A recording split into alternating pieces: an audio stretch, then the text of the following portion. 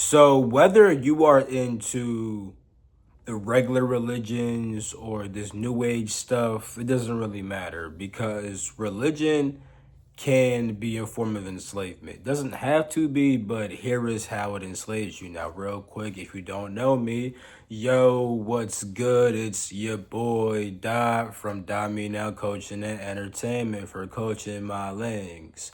Or down below in today's video, I will really be breaking down religious enslavement and how to free yourself from the bondage that religion may cause you, even if you don't see yourself as religious, because a lot of people still have a religious way of viewing things without them even realizing it.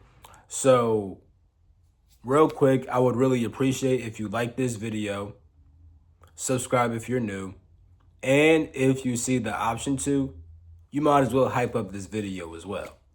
Now, let's get right into today's video. Alright, so religion is essentially a system of worship, usually towards worshiping a divine being, a divine figure, whatever it is, right? Now, understand that a lot of people who stop being religious eventually find themselves coming to the point where they realize that all things are one and that there is like a source to creation and that all things are one inside that source, yada, yada, yada, yada, yada. Now, with that being said, even when they realize that, they start to develop a new system and then attach themselves to that system. One big thing that allows for this to happen is when people see this being or people see this source as a being, right? People like will call it source, right? Like I may use the term source, but I don't see source as a being. But a lot of people actually do, whether they realize it or not, or they interact with it as if it was a person. Now, with that being said, right? There is intelligence that comes with source manifesting into creation. Source has various different aspects which have seemingly different expressions of intelligence, right? And you can interact with these intelligences as if you're interacting with a person, because a person like me and you, right? We have intelligence as well, and we oftentimes communicate our intelligence. So we'll confuse communicating with intelligence as if it's a person. Now, with that being said, there are various different groups of intelligences that work together in what may seem like a body. See, like we as people, we have a body, and our body has different intelligences, right?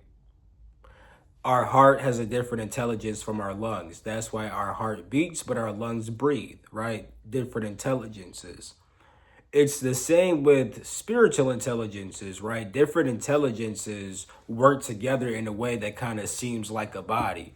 Now, people will oftentimes interact with these bodies of intelligences and they begin to see it as either one God or many gods that make up one God. For example, you have Egypt, right?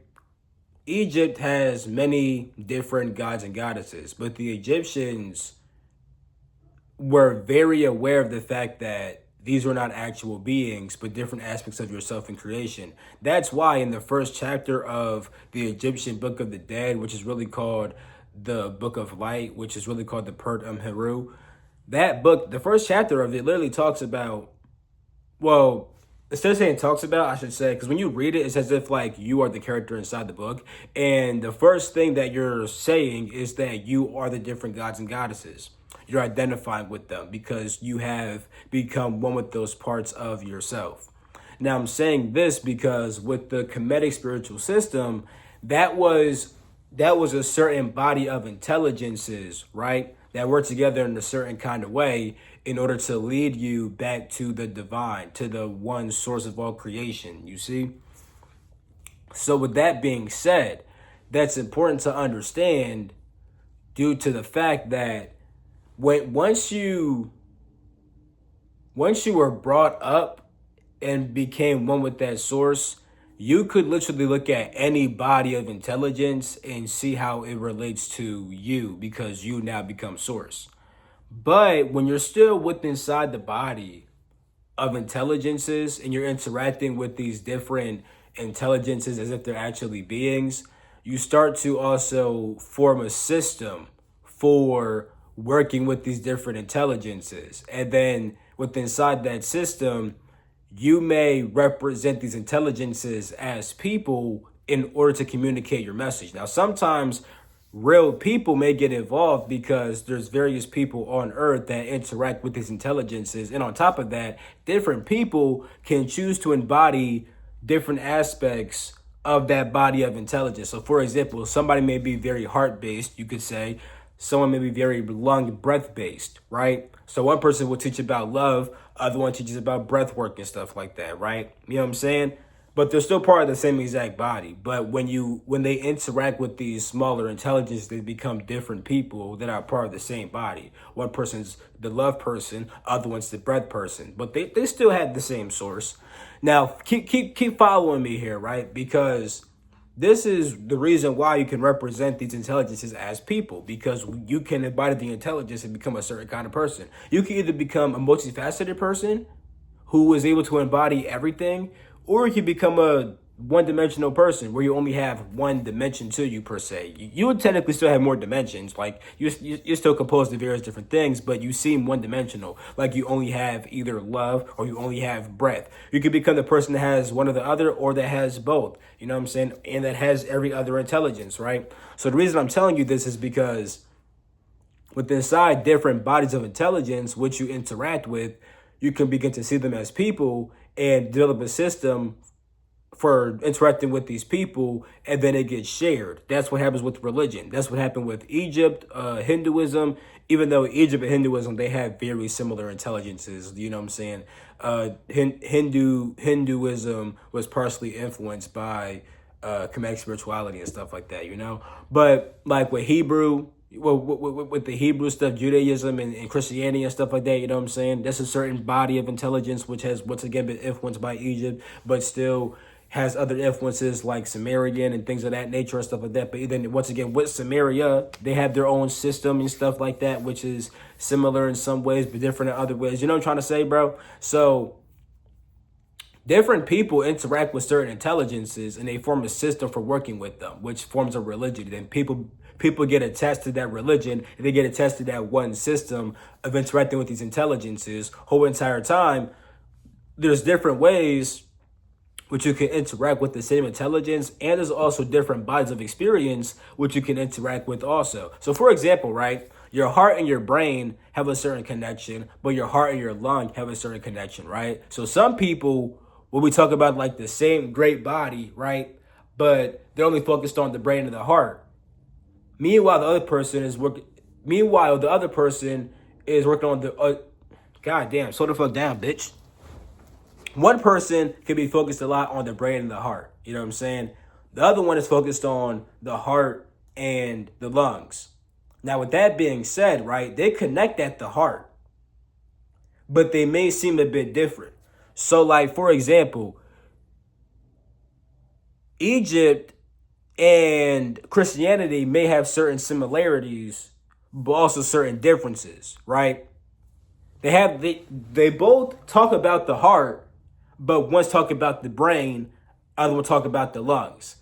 I'm not literally saying that, you know, the Bible's brain, heart. I'm trying to speak with examples, since your brain, your heart, and your lungs have different intelligences, right? But they can all interact in a certain kind of way. And the interaction between the heart and the brain is a bit different than the heart and the lungs, right? So with that being said, those two are interacting and stuff like that, right? You have the heart lung and the brain lung. You have the Bible and the Book of the Dead, right? And they both talk about the heart. They both talk about one thing, but other things are separate. Now, because of that, people begin to fight. No, it's the brain. It's the brain and the heart. No, it's the lungs and the heart. Whole entire time, nigga, it's the whole entire body. They even talk about the same heart, but they're talking about how the heart talks about. They talk about one connection with the heart versus a different connection with the heart. but it's still based upon the heart and the whole entire body. So the whole entire body is like source, you know what I'm saying? And there's different groups of intelligences which work together. There's different organs that work together and stuff like that. And some niggas focus on these two organs. Some niggas focus on these three organs. You know what I'm saying? Some religions are more expansive. Some religions are more constricting and stuff like that. But they still overall bind you to working with a certain system instead of working with the whole entire body. That's my whole entire point. And then on top of that, people start to see these intelligences as people and begin to worship beings and begin to worship beings that had nothing to do with the original system, because these beings understand how to manipulate people and make you see them as the thing that you're talking to when you're really not. Because really what you think you're talking to is supposed to be an intelligence within inside of yourself, not an actual being. Now, some religions are based upon actual beings. I will say that.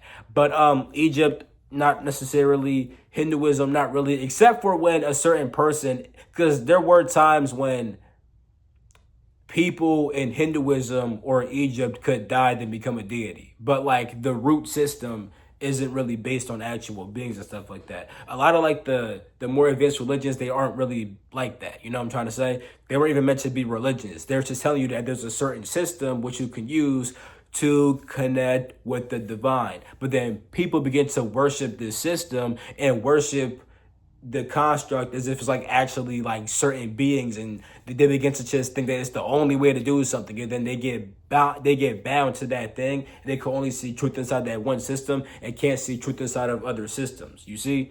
And they also don't realize that sometimes they may need to try different systems. I'm not saying just hop on willy-nilly, because sometimes it's beneficial to just stay rooted inside one system for a good period of time, get to work with it, understand it, and then move on. But I know with me and my journey, I've done both. Like with Egypt, there's a time where I was like strictly like in that Egypt shit, you know what I'm saying? Boom. And that shit got me to a very high extent. It's like it did its job. It raised me up and connect me with the divine. And now I can see truth inside of various other things too, like the Bible, Hinduism, Taoism, you know what I'm saying? And it's also got expanded from that, because now I'm tapping into like, now y'all, if y'all know what I be talking about, I be into like the 12 planes and stuff like that, like the omniverse and shit. My fault for that spit. But yeah, I learned about the omniverse, the different harmonics and arc verses and stuff like that, the different octaves. I be into all that shit. And the thing is, I could share that information and then that will become a religion. I'm not even going to cap. You know what I'm saying? So, because there's even certain intelligences which actually do become certain beings on some levels, which you could say like the Inataka, right? The Inataka are a group of like intelligences, right, that can manifest as actual beings, you see? And I'm learning certain names for that intelligence, and then how these intelligences led to the making of these beings that are essentially just the combination of certain intelligences, but now they're actually beings that are actually like real, you could talk to, like, you know what I'm trying to say, bro? So even that could become a religion, which I don't want to happen, but it would become a religion because people would end up people would think that that's the only way, these are the only beings you could talk to that have this information and da da da da, when really, nigga, it's all over the place. Nigga, it's all connected at the very top. It's all one body, just different systems working together. You see what I'm trying to say? So, yeah, bro. That's pretty much it for this video. But religious enslavement is something that you need to kind of. Oh wait, let me not say that's it, because I want to talk about how to break free from it. The way you break free from it, right, is to. You don't even always need to leave your system of religion, right? You just need to understand what your system was trying to do. So like, for example, with the Bible, right? If you've been reading the Bible all your life, right? No one's saying you got to fully drop the Bible and then fucking try to become an ancient Kemetic or try new religion. You don't got to do all that. Just understand the true message of your Bible and see it from a different way. That's not what niggas have told you with inside the religion. See the actual spiritual message behind it. Because if you're seeing conflict with like other religions, granted, some religions might just be some like whole other twisted shit, but Like the Bible connects with so many different things. Even if you understand the wicked shit, you would see why your Bible contradicts the wicked shit. And it says fuck that wicked shit. But like for example, like niggas would read the Bible and think there's a conflict with Egypt and stuff like that. But if you understand what the Bible is really trying to say, you will see how damn this shit is linked with Egyptian spirituality and Hindu shit, and like a lot the shit be linked, bro. A lot of these religions have the same truths. Like I said, some shit might be different, but the overall truth and the overall point of it's the same, to get you to connect back with the divine. If you realize how the Bible's telling you that shit, you can start seeing how every other system's telling you that shit. You feel me? So now that's pretty much all I gotta say for this video. You feel me? I hope you guys understood what I was trying to say. I hope you guys learn to explore other systems and not get attached to one system, and overall connect with the divine for yourself and not even need one single system, and just be open to all things and be open to the divine. You feel me? I love you. I'm gonna catch you. Peace. The Freak out.